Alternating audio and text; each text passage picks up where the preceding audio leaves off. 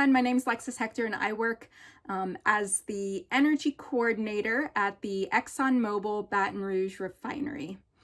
So energy coordinator, what does an energy coordinator do? Well, I can really break my job into two distinct sections. So we'll start with the first one, which is really around month close. So this is something that your parents might do when they pay bills at the end of each month, but it's going back and looking at what you planned to spend and then what you actually spend and trying to come up with the bridge that explains why the two are different. So at ExxonMobil, we plan for each month to spend a certain amount on energy, right? So your parents' bill is likely quite a bit smaller than our ExxonMobil energy bill, but it's the same idea. So I bridge every month back to what we had planned and then what we actually spent on energy.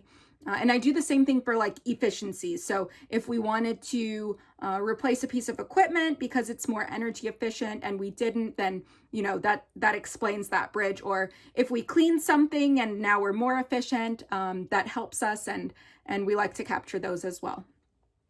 The second piece of my job is really a lot more creative, I guess, and it's all around optimizing. So trying to use as little energy as we can and still make all of the great products that ExxonMobil makes. So we try to think of things like, hey, could we shut down this piece of equipment so that we can use less energy and still make the same amount of products on the back end?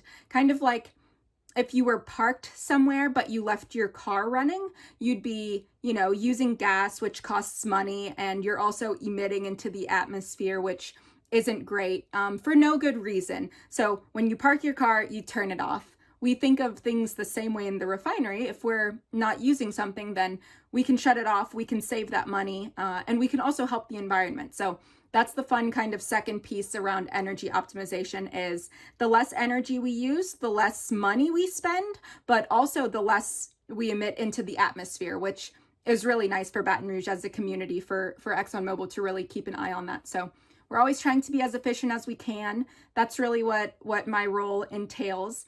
I also help come up with the actual energy plan on what we're going to spend the next year, that we then bridge to in our monthly reconciliations.